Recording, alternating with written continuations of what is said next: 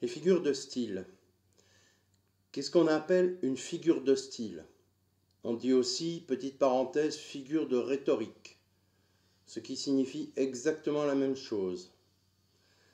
Une figure de style, c'est une manière anormale de s'exprimer. On dit les choses telles qu'elles ne sont pas, en appuyant sur certains éléments, ou bien en tournant les choses d'une manière totalement inhabituelle. Un exemple simple, on va dire « je suis mort de fatigue ». Évidemment, on n'est pas mort. Si on était mort, on ne parlerait pas. C'est une manière de dire qu'on est très fatigué. Bien, c'est une figure de style. Ça s'appelle une hyperbole. On l'emploie de manière très courante. On dit « je suis crevé » par exemple, ce qui veut dire exactement la même chose. Être crevé, c'est être mort. Donc, d'une certaine manière, les figures de style, ce sont des fautes. Mais des fautes dont on tire des effets d'expressivité. C'est-à-dire qu'on va dire les choses de manière plus forte que ce qu'on les dirait habituellement. Il existe plusieurs sortes de figures de rhétorique. Nous allons essayer de les classer pour que ce soit plus simple, pour éviter de faire une longue liste. Nous allons commencer par les figures de rhétorique fondées sur des ressemblances, qu'on appelle également des analogies. La première qui vient à l'esprit, bien entendu, c'est la comparaison. Je dis de quelqu'un, il est blond comme les blés. Et je vois très bien comment ça fonctionne. Il y a un point commun, c'est entre les cheveux et les blés, c'est la même couleur.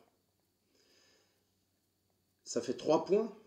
Ce que j'appelle le comparé, les cheveux, le comparant, les blés, et puis le point commun, blond, la couleur. Et puis il faut en plus un élément pour qu'on ait une comparaison complète, c'est un petit élément de liaison syntaxique. Dans ce cas, c'est comme. Mais ça peut être par exemple le verbe « il ressemble à ». La comparaison, c'est assez simple.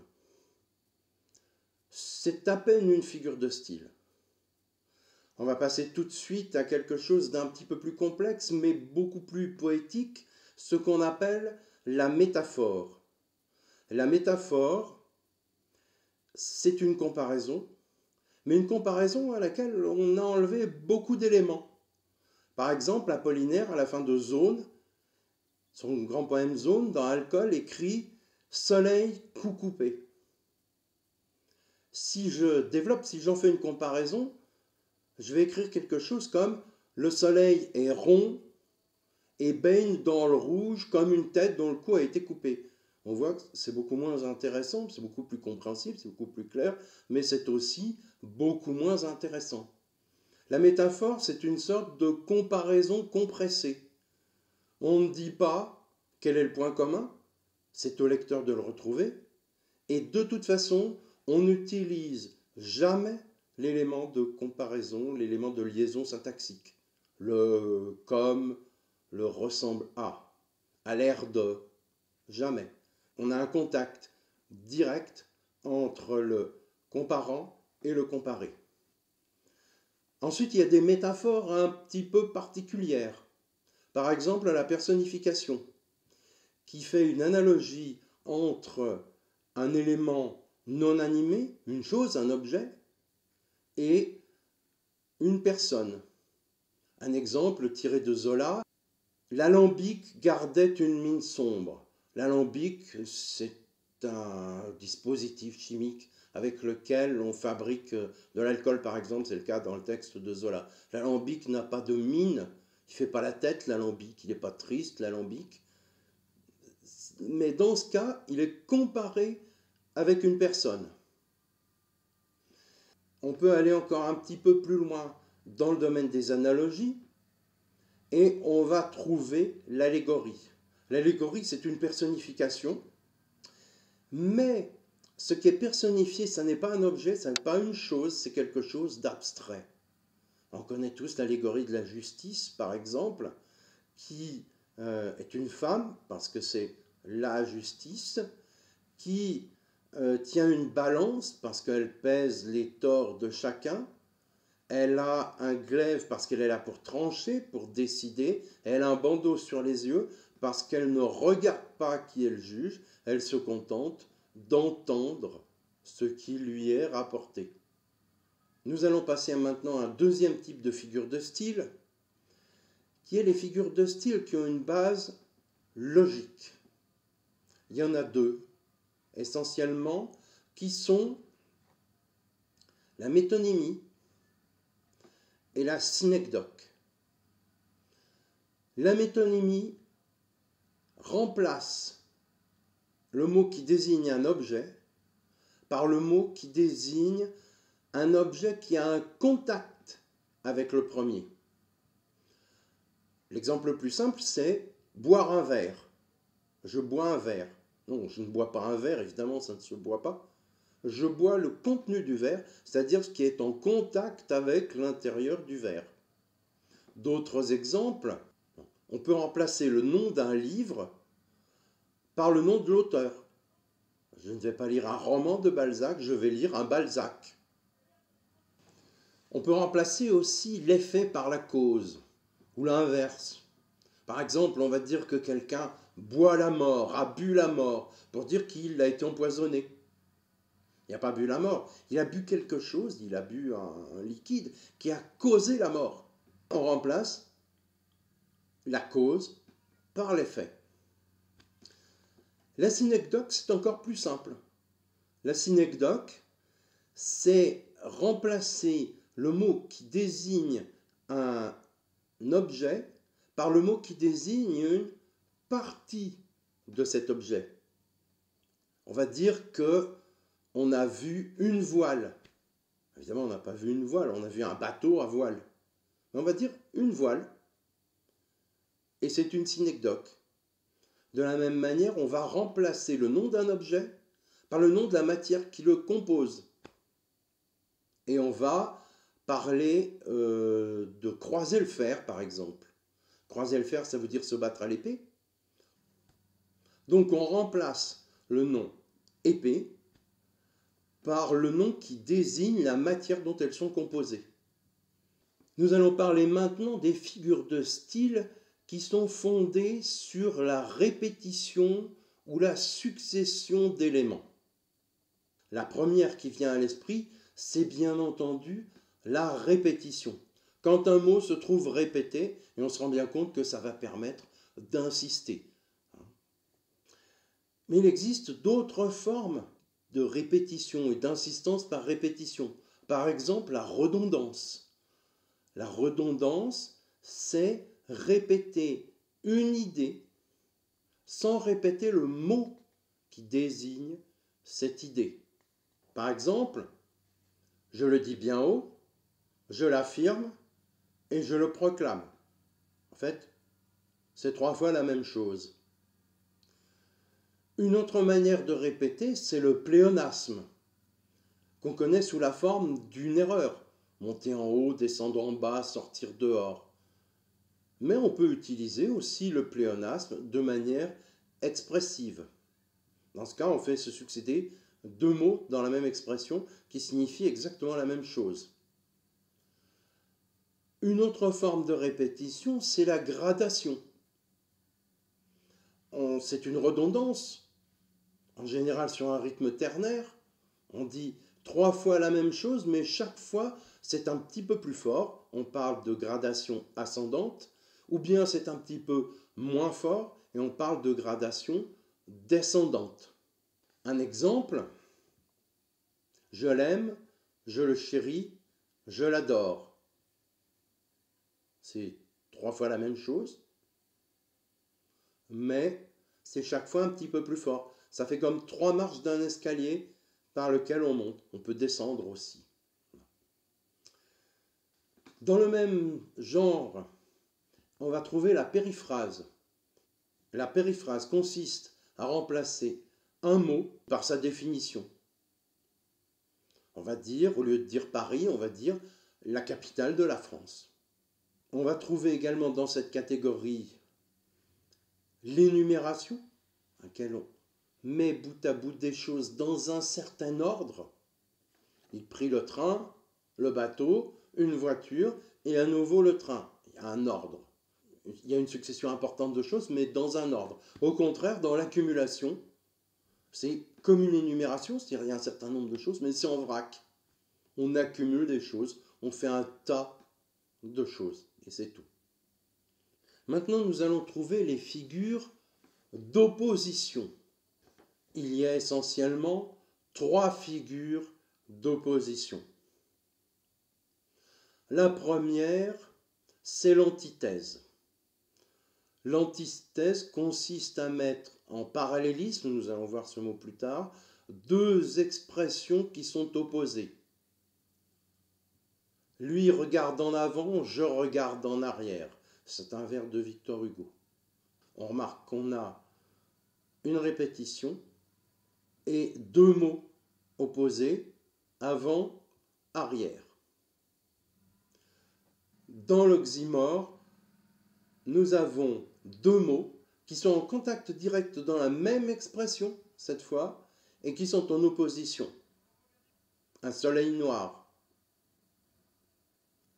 Et puis nous avons également l'antiphrase, encore un petit peu plus compliqué parce que souvent on se laisse prendre par l'antiphrase.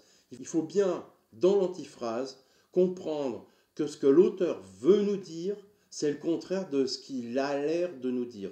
Un exemple d'antiphrase célèbre, c'est un texte de 1748 dans lequel le philosophe Montesquieu a l'air de défendre l'esclavage, alors qu'en fait, il dresse un procès en accusation de l'esclavage et demande la libération des esclaves. Nous en arrivons maintenant aux figures de renforcement et d'atténuation, c'est-à-dire des figures qui vont nous permettre d'appuyer, d'insister sur quelque chose ou qui au contraire vont dire les choses beaucoup plus doucement. Renforcer, c'est l'hyperbole. L'hyperbole, on en a vu un exemple dès le début, je suis mort de fatigue. C'est-à-dire qu'on grossit les choses à l'extrême. L'inverse de l'hyperbole, c'est l'euphémisme. On va au contraire faire baisser les choses. L'exemple typique, c'est pour parler de la mort. On dit très rarement de quelqu'un, il est mort, même il est décédé. On va dire, il est parti, il nous a quittés. Évidemment, ça fait moins d'émotion. Et c'est le but du jeu, c'est de diminuer l'émotion. Alors, nous en arrivons maintenant à 2 figures assez complexes. Alors, on va commencer par la plus complexe, c'est la litote. La litote, c'est une hyperbole déguisée en euphémisme. On dit fréquemment que quand on emploie une litote, on dit le moins pour dire le plus. Un exemple, l'exemple célèbre qu'on trouve partout, c'est dans le Cid de Corneille. Chimène dit à Rodrigue qu'elle aime, mais qui vient de tuer son père, donc elle ne peut plus lui avouer son amour. Elle lui dit « Va, je ne te hais point ». Comment est-ce que ça fonctionne? Ça fonctionne comme une double négation. C'est-à-dire que la haine, c'est la négation de l'amour, et elle lui dit qu'elle ne le hait pas, c'est-à-dire qu'elle l'aime, et même qu'elle l'aime beaucoup, parce qu'en fait, c'est un procédé de renforcement. Quelque chose d'assez complexe, la litote, à manipuler. En revanche, la suivante est beaucoup plus simple, c'est ce qu'on appelle la prétérition. La prétérition, c'est dire quelque chose en disant qu'on ne le dira pas. Il est inutile que je vous présente Monsieur Dupont. Vous savez tous qu'il est né en 1947. Et voilà, on va faire tout un portrait, on va raconter toute la vie de Monsieur Dupont après avoir dit qu'on n'allait pas en parler. Ça, c'est la prétérition. C'est quelque chose qui est très très employé dans les discours. Et oui, c'est assez énervant, la prétérition. Sixième catégorie, celle des figures qui sont fondées sur la syntaxe, c'est-à-dire la manière dont les mots sont mis ensemble pour composer une phrase. On peut jouer avec ça, et avec cet ordre-là, et on peut obtenir des choses assez étonnantes. La première chose, par exemple, c'est le parallélisme. Le parallélisme consiste à mettre deux expressions à la suite, alors qu'elles ont exactement la même structure. Je tire un exemple d'une chanson de Jacques Brel. Il attendait la guerre, elle attendait mon père.